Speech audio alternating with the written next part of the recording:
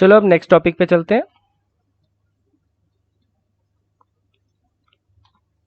Transaction. Transaction को बच्चों हम दो हिस्सों में डिवाइड कर सकते हैं, ट्रान एंड एक्शन। ट्रान हो गया थ्रू,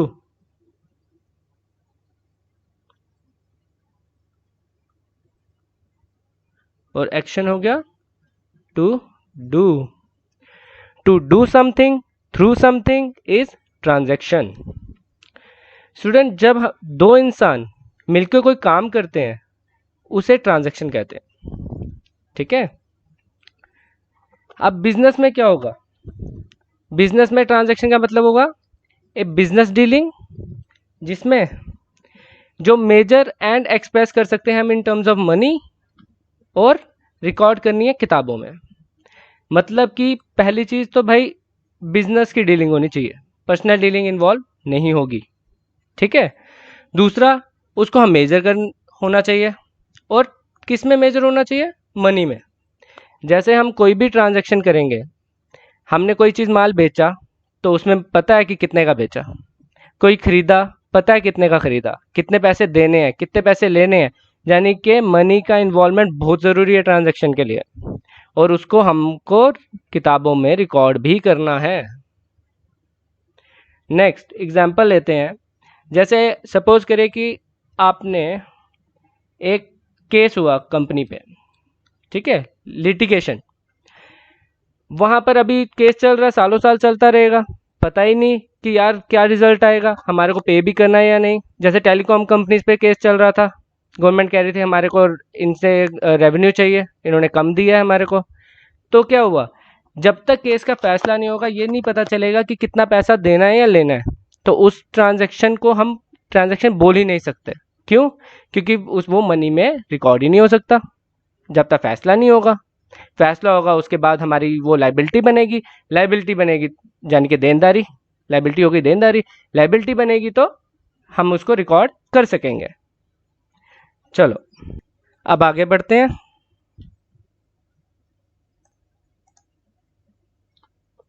नेक्स्ट, ट्रांजैक्शन की दो अप्रोचेज हैं। कौन कौन सी? एक होगी हमारी अकाउंटिंग इक्वेशन अप्रोच, दूसरी होगी ट्रेडिशनल अप्रोच। आज हम स्टार्ट करेंगे पहले अकाउंटिंग अप्रोच से। अकाउंटिंग अप्रोच यानी कि asset equal to capital plus liabilities.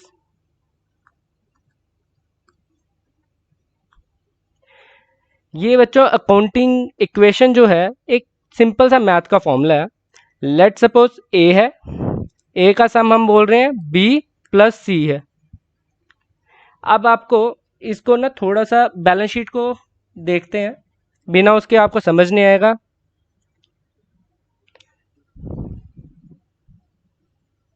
Balance sheet बच्चों ऐसी बनती है, ये आपको डिटेल में आगे पढ़ाई जाएगी। बैलेंस शीट में यहां पर बच्चों कैपिटल आता है, यहां पर उसके नीचे लाइबिलिटीज, और यहां पर एसेट्स होते हैं। इन सब का सम बराबर होता है। लेट सपोज कि ये अगर हम बोलते हैं 5 लाख रुपीज, लाइबिलिटीज मैं बोलूं अगर 2 लाख रुपए की है, 2 लाख, टोटल कितना हुआ 7 लाख। तो ये ऑटोमेटिकली बच्चों पता है कि यार ये 7 लाख होना ही होना है, तो एसेट्स की क्या हो गया 7 लाख,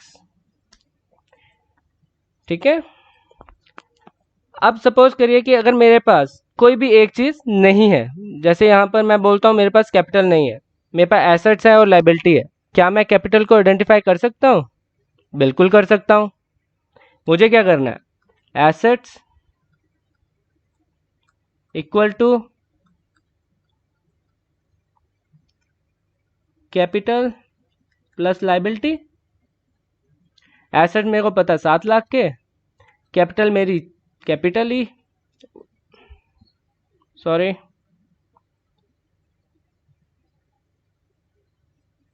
कैपिटल मेरी हो गई एक्स मान लो, या कैपिटल ही लिख लो। लाइबिलिटी मेरी कितनी है 2 लाख की,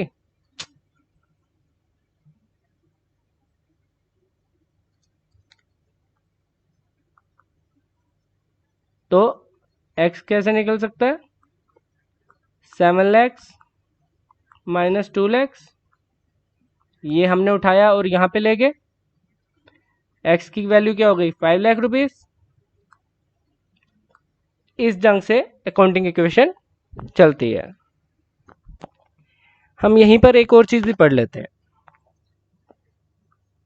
इस पोर्शन को कहते हैं सोर्स ऑफ फंड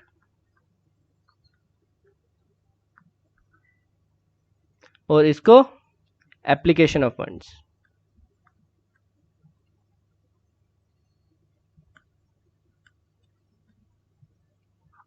ठीक है बच्चों, अब थोड़ा सा हम इसको डिटेल में पढ़ते हैं। हमारे को अभी वैसे ये पढ़ना नहीं है, पढ़ना हमारे को बाद में है, बट कुछ चीज़ें हमारे को आगे जाने के लिए पता होना ज़रूरी है। एसेट्स आपने पढ़ा था, एसेट्स के दो टाइप पढ़े थे, फिक्स्ड और करंट। बच्चों पहले फिक्स करंट में ही डिवाइड करते थे, अब हम क्या करते हैं, करंट एसेट्स, और जो करंट एसेट नहीं है उसे नॉन करंट एसेट बोलते हैं। यानी कि फिक्स एसेट जो है वो नॉन करंट एसेट का पार्ट बन जाता है। Non current asset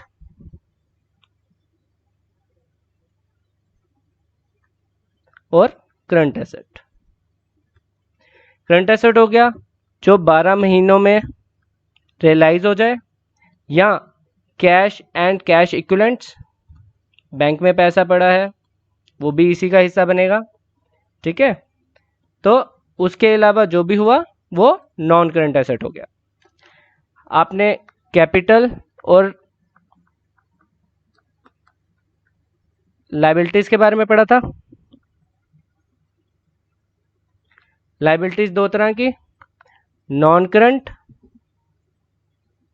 liabilities and current liabilities. जिन्हें 12 महीने के अंदर अंदर पे करना है वो हो गई हमारी करंट लायबिलिटी, दूसरी वाली नॉन करंट लायबिलिटी। कैपिटल क्या हुई, ऑनर्स इक्विटी, यानी कि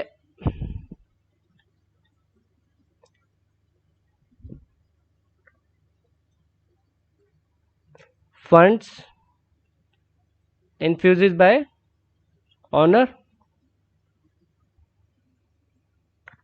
अब अगर सपोज करते हैं एसेट्स है मेरे पास टोटल 10 लाख के, लायबिलिटी है मेरी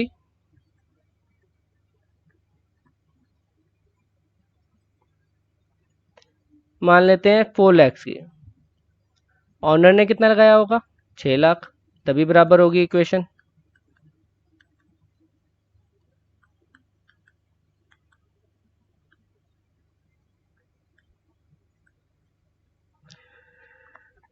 तो मैं कह सकता हूं कि ऑन एसेट्स में ऑनर का राइट कितना है, दैट इज 6 लाख रुपीस का, और लायबिलिटी जो देनदारी वालों का कितना राइट है 4 लाख रुपीस का। तो हम इक्वेशन को ऐसे भी बना सकते हैं, capital plus liability equal to assets. इसको थोड़ा और ब्रीफली कर लेते हैं, capital plus non current liabilities plus current liabilities equal to non current assets plus current assets. आपको क्वेश्चन ये भी पूछा जा सकता है, ये भी पूछा जा सकता है जो पहले पढ़ाया, assets equal to capital, sorry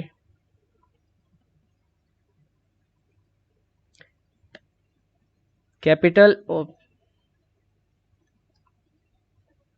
plus liability, ये भी ठीक है, ये भी ठीक है और ये भी ठीक है। तो अगर एग्जाम में कोई क्वेश्चन आता है ऐसे, तो आपको घबराना नहीं है, आपको ये पता होना चाहिए एसेट क्या है और एसेट कैसे बनता है, कैपिटल और लाइबिलिटी से बनता है। अगर मैं बोलूँ कैपिटल लाइबिलिटी किसके बराबर, एसेट के बराबर। कैपिटल नॉन करंट लाइबिलिटी और करंट लाइबिलिटी किसके बराबर, एसेट्स के बराबर। ये क्या किया गया, यहाँ पे लाइबिलिटी को डिवाइड किया गया, यहाँ पे क्या किया, यहाँ एसेट को डिवाइड किया। तो इससे क्या हुआ, कुछ नहीं, जस्ट लिखने का तरीका बदल गया। ठीक है, तो it's just a simple math, इसमें कोई घबराने वाली बात नहीं है, कोई कुछ नहीं है। ठीक है, चलो अब आप एक क्वेश्चन सॉल्व करिए। इक्विटी, कैपिटल कितनी है, 5 लाख की। हमारे पास बैंक का लोन 2 लाख का। बैंक का लोन क्या हुआ, लाइबिलिटी कौन सी, नॉन करंट लाइबिलिटी।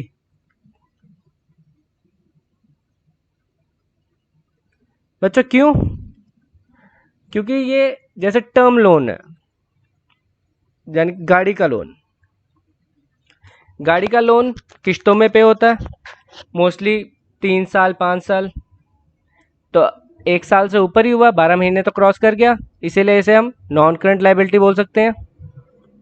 नेक्स्ट हमारे क्रेडिटर।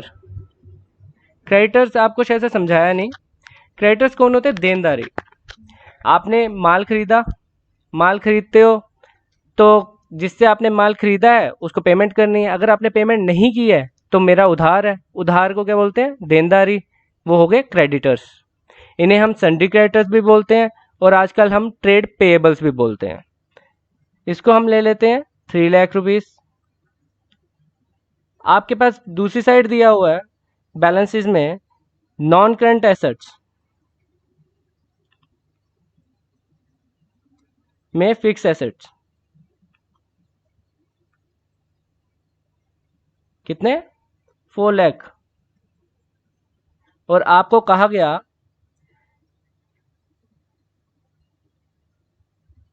करंट एसेट्स निकालिए। चलो बच्चों अब इसको सॉल्व करो, ये हमारा क्वेश्चन है। I will wait for half an minute.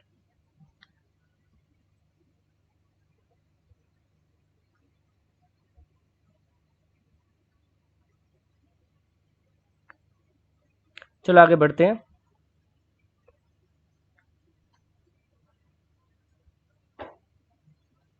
Accounting equation क्या बनेगी हमारी, capital plus non current liability plus current liability equal to non current asset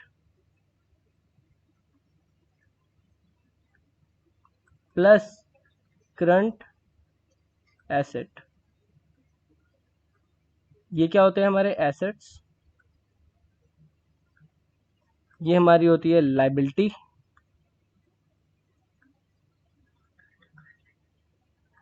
यही था हमने पढ़ा, capital plus liability equal to asset, है ना।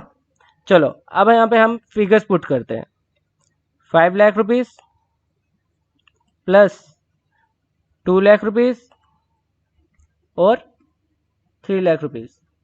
क्रेडिटर्स को हम मोस्टली 30 डेज 40 60 इससे ऊपर तो कोई उधार देता नहीं है यार, इसीलिए हम इसको सॉरी इसीलिए हम इसको क्या लेते हैं, करंट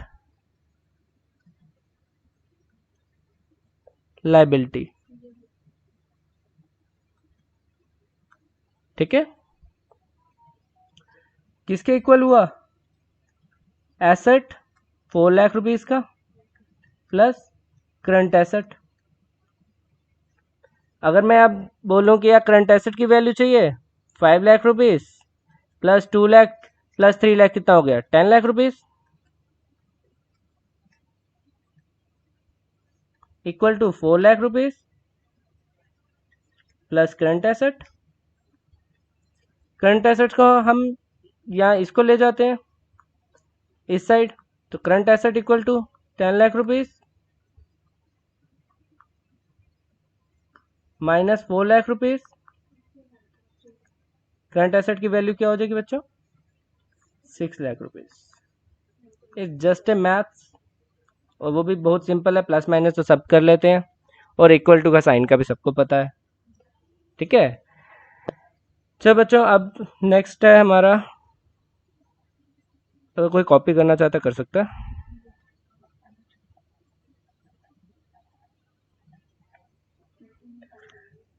राइटिंग के लिए माफ़ करना, थोड़ी सी गंदी है, थोड़ी एक्चुअली ज़्यादा ही गंदी है।